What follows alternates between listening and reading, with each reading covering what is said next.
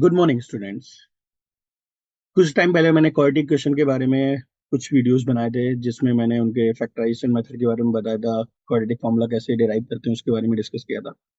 उसी को आगे कंटिन्यू करते हुए आज मैं इसमें बात करूंगा कि नेचर ऑफ रूट्स क्या होते हैं क्वाड्रेटिक इक्वेशन में। तो चलिए उसके ऊपर क्या केसेस बनते हैं, क्या कंडीशंस होती हैं, उसके बारे में डिस्कस करते हैं।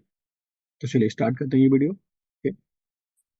तो जिस तरीके से आज हम स्टार्ट करेंगे नेचर ऑफ रूट्स के बारे में, तो पहले से नॉर्मल बात समझते हैं कि क्वाड्रेटिक की जनरल फॉर्म क्या होती है। ए एक्स स्क्वायर पर B X plus C equal to zero. यहाँ A is not equal to zero, obviously बात है, लीडिंग कोएफिशिएंट कभी भी जीरो नहीं हो सकता। अगर वो जीरो हो गया तो फिर क्वाड्रेटिक ही नहीं बचता। तो जो नेचर ऑफ रूट डिपेंड करता है, ये अब मैंने क्वाड्रेटिक फॉर्मूला यहाँ पे लिखा हुआ है। तो डिपेंड करता है ये जो रूट के अंदर की क्वांटिटी है, यानी कि बी स्क्वायर माइनस फोर ए सी, उस पर डिपेंड करता है हमारे पास, जिसको हम डिस्क्रिमिनेंट बोलते हैं और कैपिटल डी से डिनोट करते हैं। ओके, तो बात आती है nature of roots. Nature of roots, तो नेचर ऑफ रूट्स देखा जाए तो तीन केसेस में डिफाइन है हमारा, और एक एक करके समझते हैं कि क्या होता है। सबसे पहला केस वन, जो डिस्क्रिमिनेंट है आपका डी, वो इक्वल टू जीरो हो जाए, जीरो के बराबर हो जाए। अब देखो हो क्या रहा है। अगर मैं क्वाड्रेटिक फॉर्मूले के रिस्पेक्ट में देखूं तो अल्फा की वैल्यू अगर मैं मान लेता हूँ minus B plus root D by two है, और बीटा की value minus B minus root D by two. तो अगर डी आपका जीरो हुआ तो इस केस में क्या हो जाएगा, दोनों की वैल्यूज क्या हो जाएंगी, अल्फा और बीटा जो आपका मिलेगा वो मिलेगा minus b by two and minus b by two है, क्योंकि डी जीरो हो चुका है तो वो पूरी क्वांटिटी जीरो हो जाएगी। इससे मुझे ये बात क्लियर हो रही है कि जो अल्फा और बीटा का डी आपका जीरो होगा, तो इसका मतलब क्या हो जाएगा, both roots both roots are equal and real। Real इसलिए क्योंकि एबीसी आपके रियल नंबर्स हैं, तो इसलिए उनका कॉम्बिनेशन भी रियल नंबर्स होगा। तो ये होगा पहला केस कि जब डी आपका जीरो होगा तो both roots are equal and real. तो अगर मैं ग्राफ की बात करूँ क्वाड्रेटिक के लिए, तो क्वाड्रेटिक का ग्राफ कैसा होता है, पैराबोला। तो इस केस में जो क्वाड्रेटिक ग्राफ बनेगा वो एक्स एक्सिस को सिर्फ टच करके ऐसे निकल जाएगा। तो यही आपके अल्फा और बीटा हो जाएंगे, यानी कि एक ही पॉइंट पर टच करेगा एक्स एक्सिस को। तो ये कहलाया अल्फा और बीटा। ओके, एक ऐसा भी हो सकता था जब ए आपका ग्रेटर देन जीरो होता है तो ग्राफ अपवर्ड ओपन होता है, और दूसरा भी हो सकता था कुछ इस तरीके से मान लेते हैं, और बीटा जब आपका ए निगेटिव होता है। तो जब ए आपका ग्रेटर देन जीरो होता है तो ग्राफ अपवर्ड ओपन होता है, और ए आपका लेस देन जीरो होता है तो ग्राफ डाउनवर्ड ओपन होता है। ओके, तो ये भी हमें क्लियर होना चाहिए यहाँ से। तो यानी कि जब नेचर ऑफ रूट्स की बात करेंगे तो both roots are equal and real. चलिए आगे समझते हैं। तो केस टू, केस टू की बात करें तो D is greater than zero, यानी कि आपका डिस्क्रिमिनेंट जो होगा वो जीरो से बड़ा होगा। तो इस केस में अगर हम देखते हैं तो अल्फा की वैल्यू क्या आएगी, minus B plus root D by two A, और बीटा की वैल्यू क्या हो जाएगी, minus B minus root D by two ए।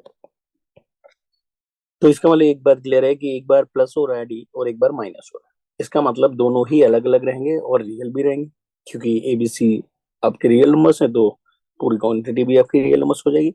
इसका मतलब जब D is greater than zero होगा तो नेचर ऑफ रूट्स के लिए क्या हो जाएगा, both roots are real and distinct या अनइक्वल। ओके, इसमें अगर ग्राफ की बात करते तो यहाँ पे जो ग्राफ बनेगा, तो फिर से देखना पड़ेगा। अब हमें पता है कि दोनों रूट्स कैसे हैं, अनइक्वल है।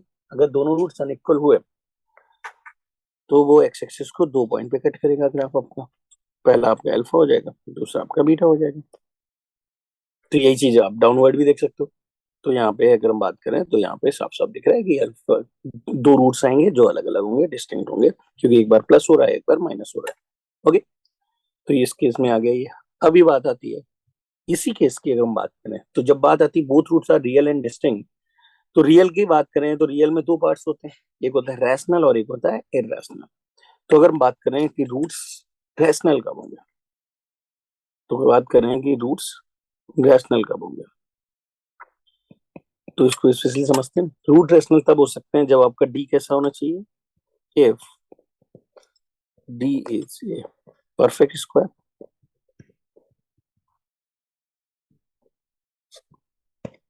डी क्या होना चाहिए, एक परफेक्ट स्क्वायर नंबर होना चाहिए, और साथ ही साथ a b and c belongs to rational number. Rational numbers को क्यू से डिनोट करते हैं, तो वो क्यू से डिनोट होता है रैशनल नंबर्स, यानी कि एबीसी आपके कैसे होना चाहिए, रैशनल नंबर्स होना चाहिए। रीजन वाई दैट सिंपल है कि अगर डी परफेक्ट स्क्वायर हो गया और ए या बी में से कोई इरेशनल नंबर रह गया, तो भी फाइनली वो ओवरऑल इरेशनल हो जाएगा। तो यही रीजन है कि अगर रूट्स को रैशनल होना है तो उसका डी तो परफेक्ट स्क्वायर है, साथ ही साथ कंडीशन होनी चाहिए कि ए बी सी कैसे होने चाहिए, रैशनल होने चाहिए। तो इस केस में आपके रूट्स कैसे हो जाएंगे, roots are rational number. Okay, इसके बाद बात करते हैं इरेशनल के लिए। तो इरेशनल के लिए भी सेम ही कंडीशन है, बस डी जो है वो आपका नॉट परफेक्ट स्क्वायर नंबर हो जाएगा, और एबीसी आपके उस केस में भी रैशनल ही रहेंगे, क्योंकि कई बार होता है कि जैसे root 2 minus root 2 overall zero हो जाता है, और जीरो एक क्या है हमारा रैशनल नंबर है। तो इरेशनल के लिए कंडीशन क्या होगी कि एबीसी रैशनल होंगे but d is not equal to perfect square number. Clear. तो जब बात आती है इरेशनल नंबर्स की, तो इरेशनल नंबर्स के लिए अगर हम देखें तो उस केस में क्या होगा कि अल्फा अगर आपका ए माइनस रूट बी है, ए रहने देते हैं क्योंकि ये हम लोग एक्स स्क्वायर का क्वेश्चन लेते हैं, तो पी माइनस रूट क्यू है। अगर मान लेते प्लस से माइनस प्लस फर्क नहीं पड़ता, फिलहाल प्लस ले लेना, तो बीटा जो हो जाएगा वो आपको कोई बोले या ना बोले, पी माइनस रूट क्यू हो जाएगा। तो ये आपस में कॉन्जुगेट्स होते हैं, और ऐसे ही होगा, अगर प्लस दिया तो माइनस के साथ, माइनस दिया तो प्लस के साथ, यानी कि आपका क्यू के लेगा साइन चेंज हो जाएगा, रूट के साइन के पहले वाला जो प्लस या माइनस है वो चेंज होगा। तो अगर एक रूट आपका पी प्लस रूट क्यू होगा तो दूसरा पी माइनस रूट क्यू हो जाएगा। तो ये बात भी समझनी है मुझे। ओके, अगर हम बात करें इसका ग्राफ हो गया, हाँ केस थ्री, केस थ्री की बात करें तो आता है D is less than zero. D is less than यानी कि रूट के अंदर की क्वांटिटी निगेटिव है। अगर रूट के अंदर की क्वांटिटी निगेटिव है, इसका मतलब आपके रूट्स जो होंगे वो कैसे हो जाएंगे, आपके इमेजनरी हो जाएंगे, क्योंकि रियल एग्जिस्ट नहीं करता रूट के अंदर निगेटिव। तो इस केस में आपका जो रूट्स आ जाएंगे वो कैसे होंगे, बोथ रूट्स आर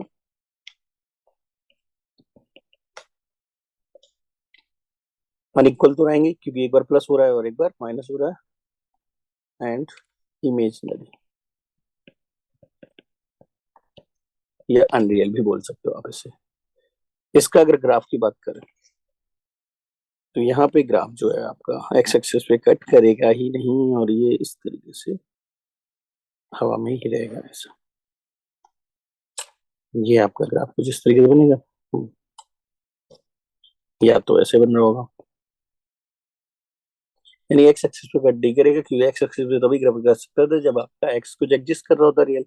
तो इस केस में एक और बात होती है, अगर कोई कभी क्वेश्चन में कहता है कि आपकी क्वाड्रेटिक ऑलवेज पॉजिटिव है, तो उस केस में आपका डी जो होगा वो लेस देन जीरो होगा और ए इज ग्रेटर देन जीरो होगा।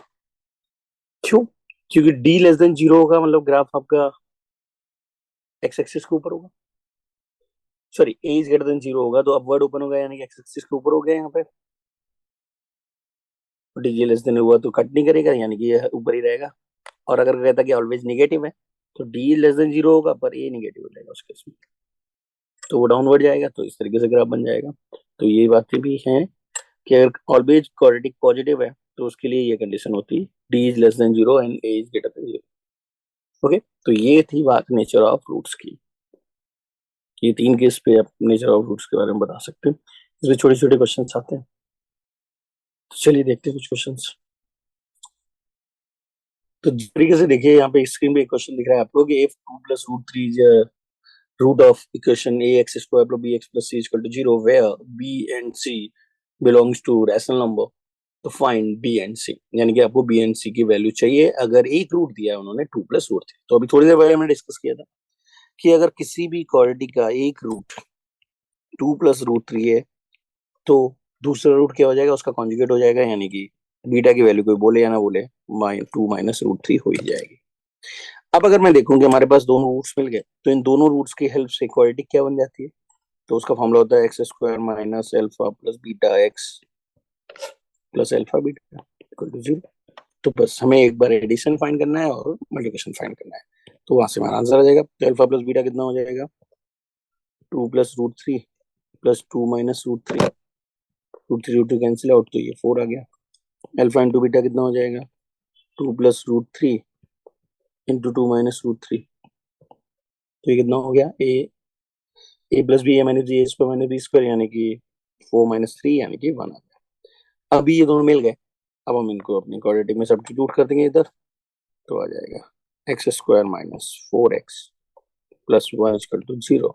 और हमें क्या चाहिए था, b और c, तो इसको हम स्टैंडर्ड फॉर्म से कंपेयर कर देंगे जो क्वेश्चन ने दी थी आपको। इसका मतलब अगर इसको कंपेयर करें x² + bx + c से, तो यहाँ से बात आएगी b = -4 और c = 1। तो ये आपके दोनों वैल्यूज फाइंड हो गए जो क्वेश्चन चाह रहा था आपसे। ओके, तो ये क्वेश्चन हो गया। चलिए नेक्स्ट क्वेश्चन देखते हैं। तो नेक्स्ट क्वेश्चन है the sum of values of m for which the quadratic equation x² + m + 5x + 5m + 1 is a perfect square. Quadratic equation है तो यहाँ पे 0 0 लिख लेते हैं। हाँ, यानी कि कहना क्या चाह रहा है क्वेश्चन की m के वैल्यूज बतानी जिनका एडिशन इनमें से कोई एक ऑप्शन में होगा, जो भी यहाँ दिया हुआ है। अब ये क्वेश्चन इसलिए लिया है, एक्चुअली यहाँ पे देखा जाए तो एक कंडीशन है। क्वेश्चन ने कहा है कि क्वाड्रेटिक कैसे होनी चाहिए, परफेक्ट स्क्वायर होनी चाहिए। ये कंडीशन वही केस है जो केस 1 की बात कर रहे हैं हम। अगर केस 1 की बात करते हैं जहां पे डी आपका 0 होता है तो रूट्स आपके इक्वल हो जाते हैं, और रूट्स इक्वल हो जाते हैं इसका मतलब क्या हुआ, जो क्वाड्रेटिक है वो कैसे होगी, परफेक्ट स्क्वायर होगी। इस क्वेश्चन को करने से पहले हम बात समझते हैं कि ये परफेक्ट स्क्वायर का मतलब क्या है। अब देखना जरा, अगर मैं एक सिंपल एग्जांपल लेता हूँ, x² - 4x + 4 इक्वल टू 0। अब हमें पता है कि ये एक परफेक्ट स्क्वायर है किसका, x - 2 का होल स्क्वायर। देख पर x - 2 का होल स्क्वायर, इसीलिए इसे परफेक्ट स्क्वायर बोला हमने कि ये क्वाड्रेटिक कैसी है, परफेक्ट स्क्वायर है, क्योंकि यहाँ साफ साफ दिख रहा है कि x - 2 का ये परफेक्ट स्क्वायर बन रहा है। तो यहाँ से अगर आप अल्फा और बीटा फाइंड करते हो तो यहाँ से दोनों की वैल्यू क्या आएगी, 2 और 2। तो यानी कि क्या हो गया, इनडायरेक्टली क्या कह रहा है वो, रूट्स इक्वल है। जब कोई बोलता है कि क्वाड्रेटिक परफेक्ट स्क्वायर है, इसका मतलब इनडायरेक्टली वो क्या बोल रहा है कि उस क्वाड्रेटिक के रूट्स इक्वल है। और अगर रूट्स इक्वल होंगे तो कंडीशन क्या हो जाएगी, d = 0। तो बस हमें करना क्या है, इसमें इसका डिस्क्रिमिनेंट फाइंड करना है। तो चलिए डिस्क्रिमिनेंट निकालते हैं। तो डिस्क्रिमिनेंट निकालने से पहले हमें एबीसी के बारे में पता होना चाहिए। तो इस क्वाड्रेटिक को अगर मैं कंपेयर करूं स्टैंडर्ड फॉर्म से, तो ए क्या आ जाएगा आपके पास, 1, बी आएगा m + 5, एक्स का जो भी कोफिशिएंट है वो भी होता है, और सी हो जाएगा 5m + 1। तो अभी हम टी निकालते हैं, टी क्या होता है, b² - 4ac, वैल्यू सब्स्टिट्यूट कर देते हैं। तो यहाँ से जो डी आएगा वो होगा m + 5 का होल स्क्वायर -4 × 1 × 5m + 1। तो इसको जरा सिंप्लीफाई करते हैं और ये 0 के बराबर होगा। 0 के बराबर क्यों होगा, क्योंकि क्वेश्चन ने कहा है कि रूट इक्वल नहीं बोला, क्वेश्चन बोला कि इक्वेशन परफेक्ट स्क्वायर है, इसका मतलब डिस्क्रिमिनेंट 0 है। तो यहाँ से हो जाएगा m² + 10m + 25 -20m -4। तो इस तरीके से क्वाड्रेटिक क्या बन गई, m² - 10m + 21 = 0। अब क्वेश्चन क्या चाहता था, क्वेश्चन चाहता था the sum of values of m। तो देखो एक बात समझो, जब आप क्वाड्रेटिक सॉल्व करेंगे तो m की दो वैल्यूज आएंगी यहाँ पे और उनका एडिशन चाहिए। तो अब क्वेश्चन ने आपसे m की वैल्यूज नहीं पूछी, उसने पूछा जो भी m आएंगे उनके एडिशन क्या होगा। तो आपको अलग अलग m निकालने की जरूरत नहीं है, आप डायरेक्टली जानते हो किसी भी क्वाड्रेटिक के रूट्स के एडिशन की बात करते हैं। यानी कि अगर हम बात करें अल्फा + बीटा इस क्वाड्रेटिक के रिस्पेक्ट में, तो होता है -b/a।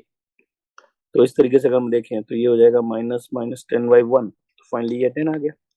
इसका मतलब m1 + m2 क्या हो जाएगा, अगर मैं मान लेता हूँ स्क्वायर टी के रूट्स m1 m2 है तो ये हो जाएगा 10।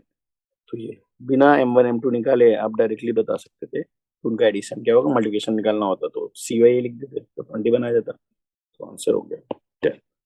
तो हम निकालने की जरूरत ही नहीं थी, हम डायरेक्टली इस कॉन्सेप्ट है जो relationship between roots and coefficient वाला है वहां से आप डायरेक्टली आंसर बता सकते थे। ओके, तो इस तरीके से ये बात हुई आज नेचर ऑफ रूट्स की। ऐसे और भी वीडियोस लेके आते रहेंगे। चलो फिर आज ये रखते हैं। ओके बाय बाय, ठीक है।